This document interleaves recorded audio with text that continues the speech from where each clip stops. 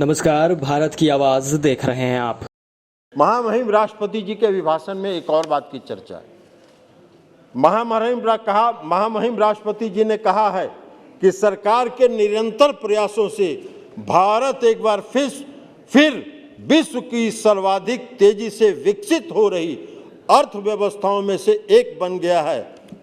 मैं उनकी इस बात का समर्थन करता हूं, लेकिन मैं अध्यक्ष महोदय, हम आपके माध्यम से सरकार से ये जानना चाहते हैं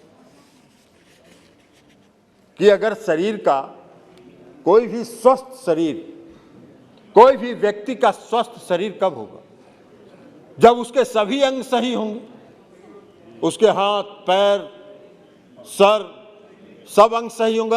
एक अंग भी गड़बड़ होगा तो वो स्वस्थ व्यक्ति तो हो नहीं सकता है। इस देश के कई राज्य हैं, जो पिछड़े हैं। आप नीति आयोग की ताजा रिपोर्ट देखिए, अभी हाल में भी नीति आयोग की रिपोर्ट आई है, तो कई पिछड़े राज्य हैं। उन राज्यों को जब तक विकसित नहीं करेंगे आप कैसे महामहिम राष्ट्रपति जी के अभिभाषण में जो तथ्य डाला गया है, जो सपना है, जो संकल्प है, उसको आप पूरा कर पाएंगे? इसलिए अब बिहार तो काम कर रहा है। बिहार का बंटवारा हुआ, रूढ़ी जी नहीं समझेंगे। रूढ़ी जी का सोनपुर में एक एयरपोर्ट बनवाना है, उनको जब तक वो नहीं बनेगा तब तक वो नहीं समझेंगे। तो इसलिए अध्यक्ष महोदय, हम कहना चाहते हैं कि बिहार का बंटवारा हुआ, 2000 में बिहार का बंटवारा हुआ। बिहार और झारखंड अलग अलग हुए, सारे खनिज संपदा झारखंड में चले गए, बिहार में कुछ नहीं बचा। और अधीर रंजन जी, आपको एक बात बता देते हैं, जब बिहार और झारखंड का बंटवारा हो गया था तो बिहार में ये आम चर्चा थी कि अब बिहार में कुछ नहीं बचा है, आलू, लालू और बालू बचा है, इतना ही बचा है बिहार में, बाकी सब झारखंड चला गया। लेकिन आज बिहार कहाँ पहुंचा? आज बिहार का जो विकास दर है वो पिछले कई वर्षों से दोहरे अंक में है।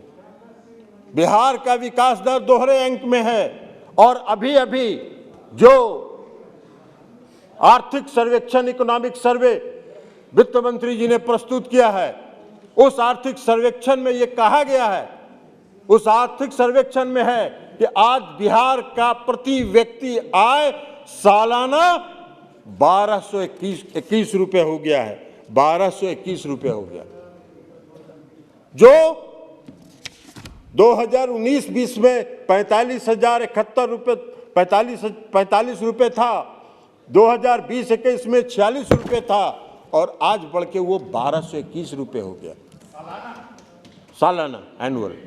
वार्षिक में कह रहा हूं अधीर रंजन जी, थोड़ा हिंदी और अंग्रेजी में आपको। हाँ, पहले बहुत कम था एनुअल, मैं तो कह रहा हूँ बात अर्थ वहाँ का पर कैपिटा इनकम। लेकिन आज अगर हम वहाँ पहुँचे और हमारा ग्रोथ रेट अगर दोहरे अंक में पिछले कई वर्षों से है, तो ये हम अपने संसाधन के बल पर है। लेकिन जब बिहार और झारखंड का बंटवारा हुआ था, उस एक्ट में एक प्रोविजन था। उस एक्ट में प्रोविजन था कि बिहार को प्रतिवर्ष 1000 करोड़ रुपए दिया जाएगा। बंद हो गया। जब योजना आयोग बंद हुआ तो उसके साथ साथ नीति आयोग बना और नीति आयोग ने उसको बंद कर दिया। 1000 करोड़ रुपए सालाना जो एक्ट में प्रोविजन है, उस प्रोविजन को भी समाप्त हो गया। उसके बाद भी हम आगे बढ़ रहे हैं, उसके बाद भी हम आगे काम कर रहे हैं। रघुराम राजन कमेटी बनी। रघुराम राजन कमेटी ने अपना रिपोर्ट दिया 2013 में। अधीर रंजन चौधरी जी की सरकार थी उसमें। बहुत आग्रह किया हम लोगों ने कि रघुराम राजन कमेटी की रिपोर्ट को स्वीकार कर लीजिए।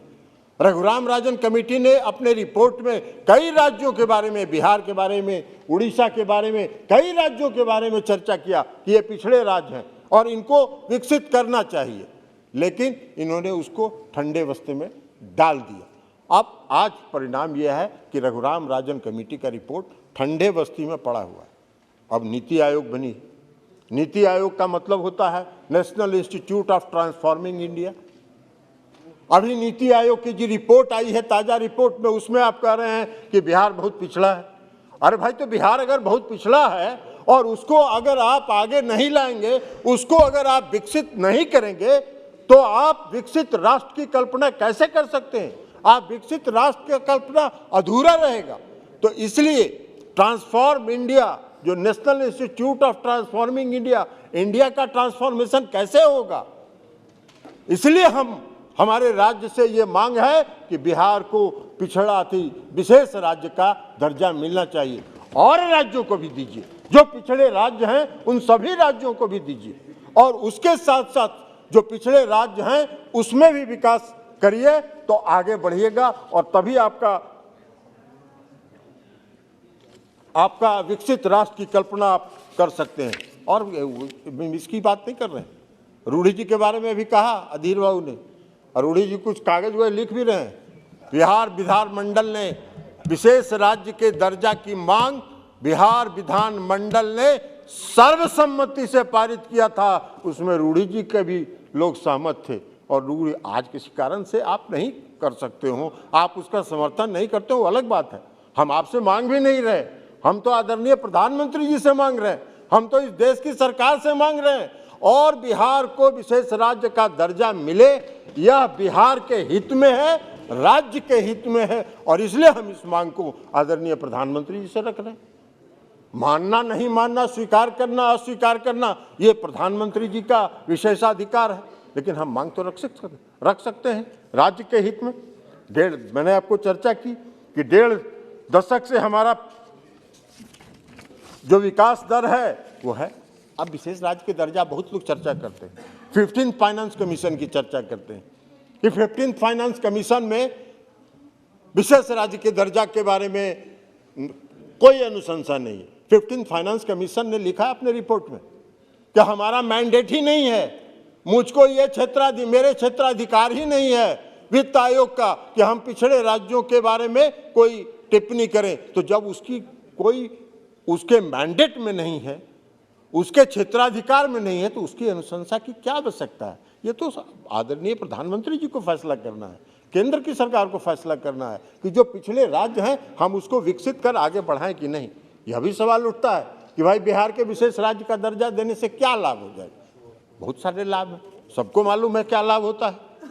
इनकम टैक्स में छूट मिलती है। आज बिहार में उद्योग के नाम पर कुछ नहीं है, शून्य है, औद्योगिकरण नहीं हो पा रहा है। अभी एक प्रश्न के उत्तर में माननीय मंत्री, पेट्रोलियम मंत्री ने एक उत्तर में कहा कि 17,000 करोड़ बिहार का कोटा था इथेनॉल का, और 34,000 करोड़ का प्रस्ताव आ गया। जहां भी थोड़ा सा स्कोप अगर मिलता है तो बिहार आगे बढ़ने के लिए बेचैन हो जाता है।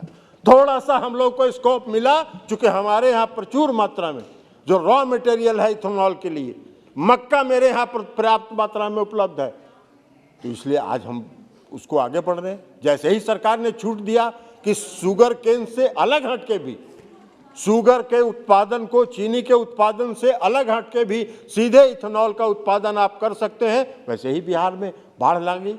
उसी तरह अगर आप बिहार को विशेष राज्य का दर्जा देंगे, बिहार की ही नहीं, बिहार के साथ साथ अन्य राज्यों को भी, जो पिछड़े राज्य हैं, उड़ीसा के बारे में भी उसमें चर्चा है, तो उसको भी अगर विशेष राज्य का दर्जा देंगे तो इनकम टैक्स में छूट मिलेगी, जीएसटी में उसका लाभ होगा, प्लांट मशीनरी पर छूट मिलेगी, और जब छूट मिलेगी तो वहां औद्योगिक विकास होगा, उस राज्य में का औद्योगिकरण होगा, और जब राज्य का औद्योगिकरण होगा तो राज्य विकसित होगा, प्रदेश विकसित होगा, और प्रदेश अगर विकसित होगा तभी आप विकसित राष्ट्र की कल्पना कर सकते हैं, ट्रांसफॉर्म इंडिया की कल्पना कर सकते हैं, और तभी इंडिया ट्रांसफॉर्म करेगा। यह आग्रह हम करना चाहते हैं। औद्योगिक इकाई अगर बढ़ेगी तो नौकरी के रोजगार बढ़ेंगे, नौजवानों को रोजगार मिलेगा, कई तरह की सुविधाएं हैं,